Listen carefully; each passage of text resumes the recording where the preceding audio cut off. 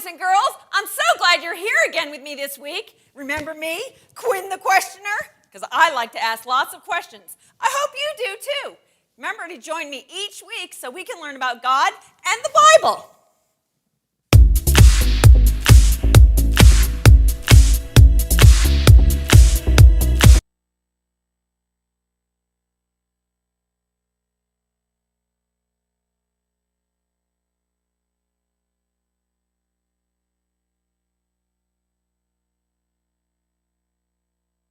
Praying for?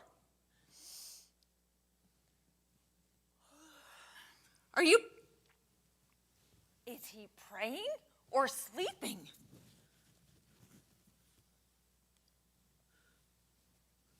Looks like he's sleeping. But it also looks like he's praying. I guess we gotta watch the video and maybe that will help. We can figure out if he's sleeping or praying.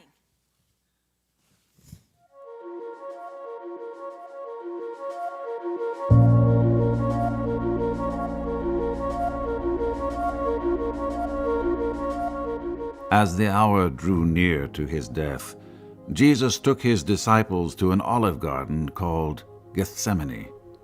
Jesus wanted to spend some time in prayer with his Father to prepare for the pain and suffering he knew he was about to face. As they reached the garden, Jesus said to his disciples, "Sit here while I go over there to pray." Jesus took Peter, James, and John farther into the garden with him, and he became anguished and distressed. Jesus told them, "My soul is crushed with grief to the point of death. Stay here and keep watch with me." Jesus continued into the garden alone and bowed down, putting his face to the ground, and cried out his prayer. "My Father, if it is possible, let this cup of suffering be taken away from me. Yet I want your will to be done, not mine." Jesus returned to where he had left Peter, James, and John, and found them fast asleep under the olive trees. Jesus said to Peter, "Couldn't you watch with me even 1 hour? Keep watch and pray, so that you will not give in to temptation. For the spirit is willing, but the body is weak." After seeing that his disciples were awake, he walked back into the garden to pray a second time. Jesus prayed, "My Father, if this cup cannot be taken away unless I drink it, your will be done." When he returned to his disciples, he found them sound asleep again, for they couldn't keep their eyes open. Jesus left them to pray for a third time. Jesus prayed the same words he had said before, but as he spoke the words, "Your will be done," for a third time, Jesus came to a place of trust.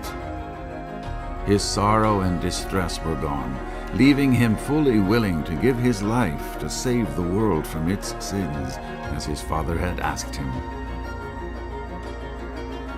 When he returned to the disciples who had fallen asleep again, he said, "Go ahead and sleep.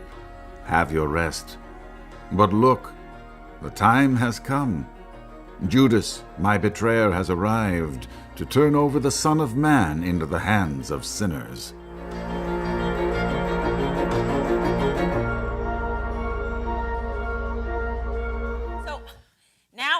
From the video, there was a little bit of praying and a little bit of sleeping. Jesus wants me to stay awake and pray, but I just keep falling asleep. And I'm so tired. That's a lot of praying. But I've got to stay awake. Jesus told me I've got to stay awake, and he's disappointed that I keep falling asleep. I think something's going to happen, and that's why we're here praying. I'll be here with you. I think that's why he wants me to stay awake and pray all night, because I think he knows something is going to happen. You can do it. I know you can do it. Okay. I think maybe next week, too, when we watch the video, we'll find out some more. Do you think so? We'll see if you can stay awake that time. Okay.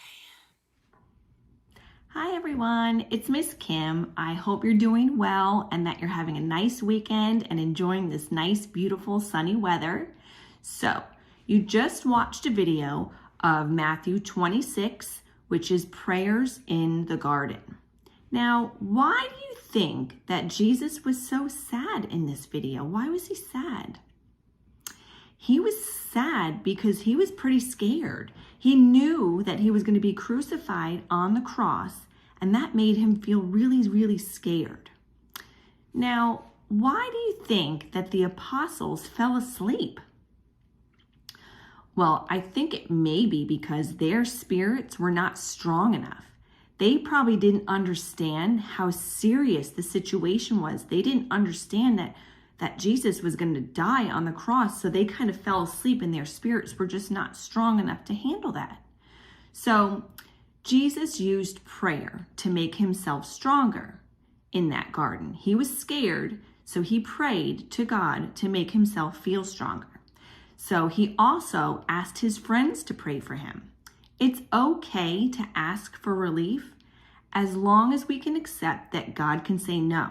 Sometimes he will say no when you pray for things because he knows what's best for us, doesn't he?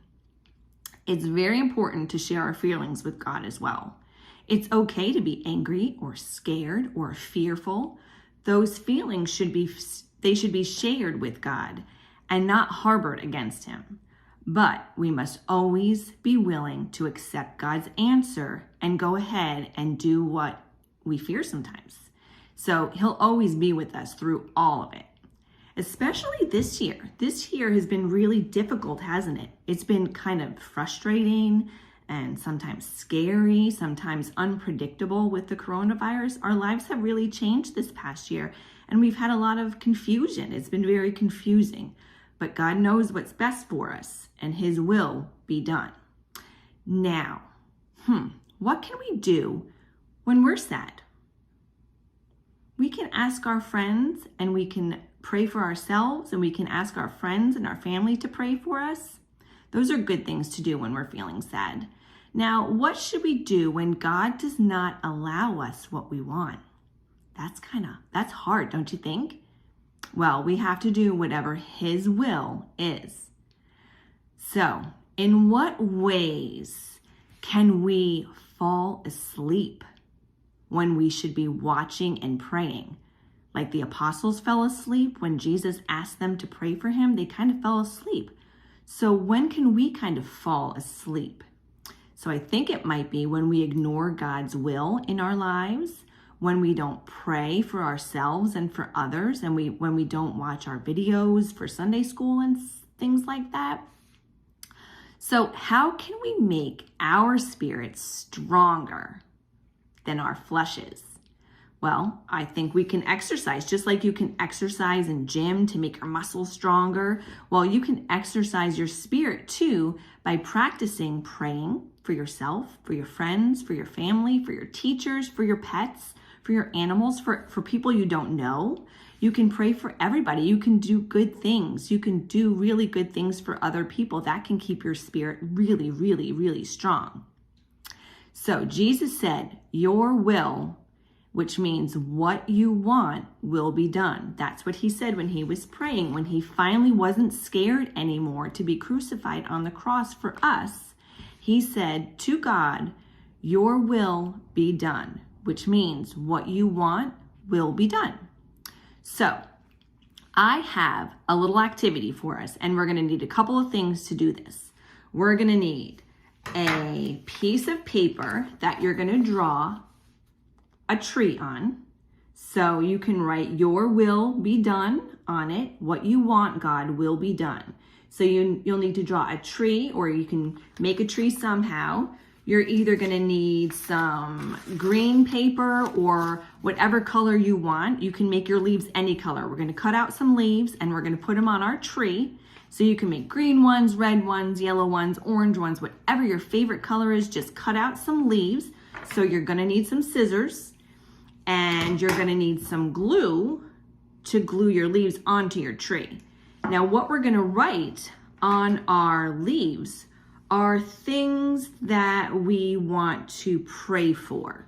So on my paper, it says, your will be done. And then it says in the garden, prayers in the garden that we pray to God. And it said, it was hard, but he prayed, your will, what you want, will be done. So you can even, if you don't have any paper, if you have Play-Doh, you can just do Play-Doh and make leaves and put them on your tree. I just didn't have any Play-Doh. So you can write for each leaf, we can pray for somebody that we know or something that we want to pray with. Ask that God's will be done in their lives and in our lives. So let's see, what are some of the things that I wrote? I wrote, I will pray for my friends. I want to pray for my friends. I want them to be healthy. I want them to be happy. I'm going to pray for my family. I love my family very much, and I pray for them all the time. I pray with them, especially over this past year when it's been really hard and confusing and sometimes a little scary. I've been praying for my family. I've been praying for myself. I've been praying for, let me find my leaf. It said my worries. Sometimes I worry about things. And so I want to pray to God so that he can help me with my worries. I also pray for my frustrations. Sometimes I get frustrated with certain things in my life, and I have to pray to God to help me through my frustrations. Let's see, what else do I have? I have being kind. Sometimes I have to pray to God that people can be kind. I want to be kind. I want others to be kind. There's a lot of mean people sometimes, and I pray for those mean people. That's another one I made. I made another leaf, and it said mean people. I'm going to pray for mean people because I want them to be nice. So that's my prayers for God. So I have my worries, my family, my friends, and also my work. You can write your school or your work. So I wrote my work because I work. I don't go to school anymore. I go to work. So I prayed for my work. I pray for the people that I work with because I love them very much. I pray for them and their families, and I pray for all the families that I work with. So you can pray for your friends at school, for your schoolwork, for your teachers, to keep everyone healthy and happy. And hopefully you guys can be in school. So I did write school on here because my kids go to school. So I wrote school, and they missed it very much this past year, and they're happy to be in there just a little bit. I also like to pray for sick people. I like to pray for people that are sick so that they can be better.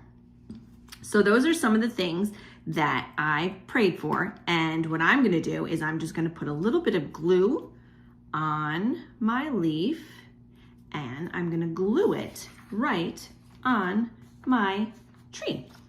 So that's what you're going to do. You're going to put all of your leaves for all of your prayers on your tree so that God's will can be done. Okay, guys, that's all I have for today. I hope you all have a wonderful rest of your weekend, and I can't wait to see you all. Bye.